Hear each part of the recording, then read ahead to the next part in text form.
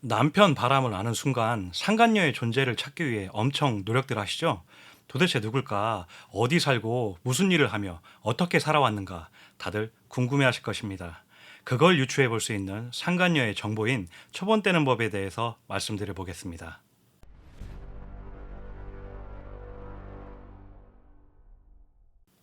안녕하세요. 날개입니다. 오늘은 상간녀 초본 떼보는 법에 대해서 설명드리겠습니다. 상간녀라고 지칭은 했지만 이건 상간남이든 상간녀든 공통사항입니다. 상간녀 초본을 떼보면 제일 먼저 알 수 있는 것은 주소죠.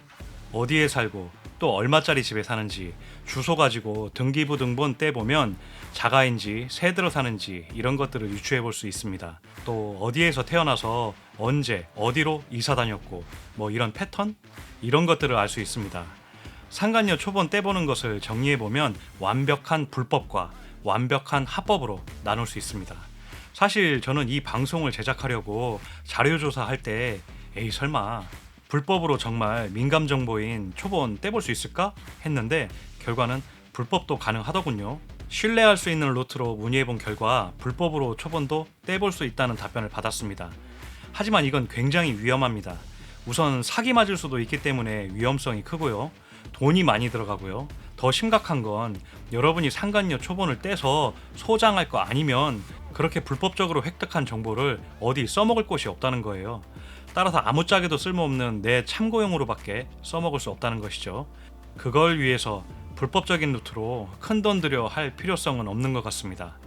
사실 이런 개인정보 불법 거래가 오늘 내일 일도 아니고 이미 추정 60분 같은 곳에서 많이 거론되었던 내용이라 별로 신박하지도 않은데요.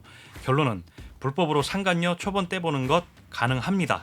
하지만 그걸 가지고 어디 사용하면 여러분 쇠고랑 찰 수도 있습니다. 따라서 권장하지 않습니다. 그럼 완벽한 합법적인 방법에 대해서 설명드리겠습니다. 첫 번째는 소송 중에 초본 떼볼 수 있는 방법인데요. 상간녀 소송을 하기 위해서 일단 불륜 증거는 확보됐다 치고 상간소장을 보내기 위해서는 상간녀 이름하고 주소 또는 상간녀 이름하고 휴대폰 번호 또는 개인정보를 기록할 수밖에 없는 차량 넘버 등의 정보가 필요합니다. 이런 경우 중 한 가지만 알아도 상간소송을 하는 데는 아무 문제가 없어요. 상간녀가 받아보기만 하면 되니까 문제가 되지 않는데 예를 들어서 사내불륜이면 상간녀 이름하고 소장은 회사로 보내면 되니까 빨리 소장 받아보게 하고 싶은 조바심에 사실조회 같은 절차 없이 바로 소송을 하시게 되면 추후 판결이 나도 상간녀가 판결금을 안 주면 강제집행할 때 문제가 생깁니다. 강제집행, 즉 여러분이 흔히들 알고 계시는 압류를 할 때 주민번호가 필수거든요. 근데 여러분이 알고 있는 정보는 상간녀 이름하고 주소밖에 몰라. 근데 강제집행할 때는 주민번호가 필수입니다. 주민번호를 모르면 압류 자체가 안 돼요. 압류할 때도 사실조회 할 수 있지만 판사님에 따라 안 해줄 수도 있거든요. 판결 나고 남편한테 물어보면 상간녀 주민번호 알려줄까요? 뭐 그럴 수도 있겠지만 나 몰라라 또는 개무시할 겁니다. 회사 인사과는 알려줄까요? 민감정보라 절대 알려주지 않습니다. 여러분들이 하루빨리 상간녀가 소장 받아보게 하고 싶어서 사실조회 같은 거 안 하고 그냥 다이렉트로 소장 발송해버리면 이런 문제가 발생할 수 있습니다. 그래서 상간소송 할 때 또는 상간녀 소송 전 증거보전 신청 같은 거 할 때, 즉 상간녀를 상대로 소송을 진행할 때 사실조회 하기를 저는 적극 권장드리고요.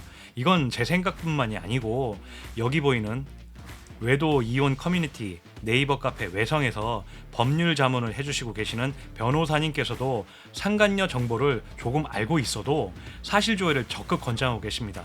판결 후를 위해서죠. 그럼 사실조회가 무엇이냐면 여러분이 상간녀의 핸드폰 번호를 알고 있어. 그러면 핸드폰 통신사한테 상간녀의 이름, 핸드폰 번호를 건네주고 그걸로 가입된 가입자의 정보를 받아보는 것입니다. 이때 통신사에서 회신되어 오는 것이 가입 내역, 가입 기간, 이름, 전화번호, 주민번호, 가입 당시 주소가 회신되어 옵니다. 사실 통신사 사실조회 회신 이것만 받아도 엄청난 정보인데 유능하신 변호사님들께서는 이걸 가지고 법원에서 초본 뗄 수 있게 보정명령 내려주세요 해서 초본을 떼주십니다. 여러분들은 이렇게 상간녀의 초본을 받아봄으로써 당연히 주소는 알게 되겠지만 상간녀가 어떤 인생을 살았는지 유추해 볼 수 있어요.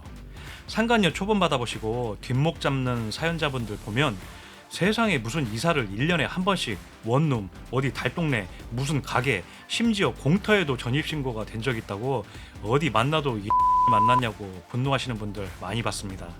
그리고 그 주소지 등기부 등본 떼보면 운이 좋으면 남편 이름까지 알 수도 있고 새해 들어 살면 집주인을 알아내서 전 월세 보증금에 가압류 또는 압류도 걸 수 있습니다. 등기부 등본에는 소유자가 나오죠. 그걸 퍼즐로 맞춰볼 수 있는 게 많습니다. 다음은 상간소송이 끝난 후 초본 떼보는 법입니다.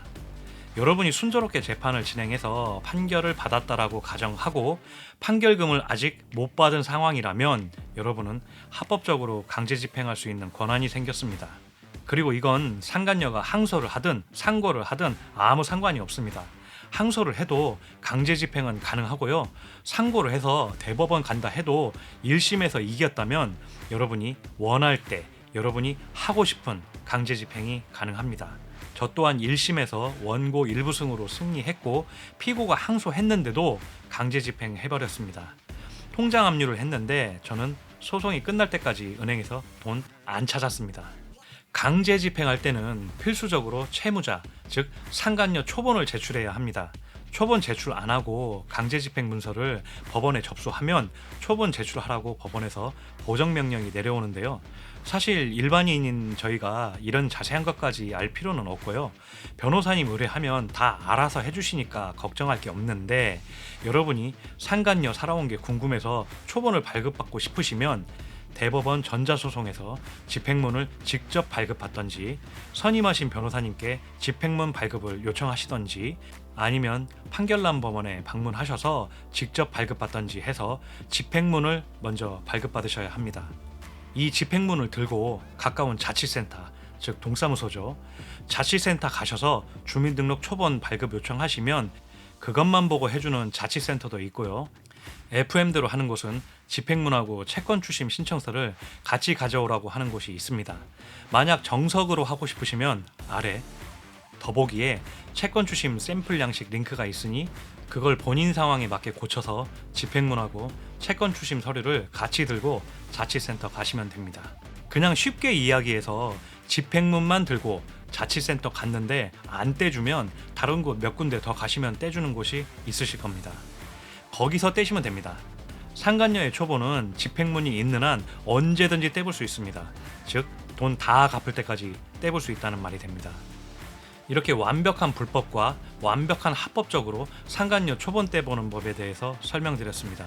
그리고 노파심에서 말씀드리지만 불법적으로는 하지 마세요. 너무 위험하고요. 그거 말고도 합법적인 방법이 있으니까 할 필요가 없다고 생각됩니다. 오늘의 주제 상간녀 초본 떼보는 법 요약해보자면 첫째, 불법으로 초본 떼볼 수 있지만 그걸 가지고 어디 쓸 수가 없고 감옥 갈 수도 있다. 둘째, 상간 소송 중에 사실 조회를 해서 초본을 떼볼 수 있고 초본상 정보는 판결 나고 압류할 때 필수적으로 필요하다. 셋째, 판결 나고 판결금 안 주면 판결금 줄 때까지 초본 떼볼 수 있다. 이렇게 정리해 볼 수 있겠습니다. 상간녀 초본 가지고 맞춰볼 수 있는 퍼즐이 많습니다. 앞서 이야기했지만 지금 당장 상간소장 보낼 수 있는 상태라 하더라도 며칠이야 더 걸리겠지만 사실조회부터 하시길 적극 권장드립니다. 오늘의 방송은 이것으로 마치겠습니다. 네이버 카페 외성에 오시면 더욱 알찬 정보도 보실 수 있고요. 피해자분들과 소통할 수도 있습니다. 네이버 카페 외성으로 오세요. 감사합니다.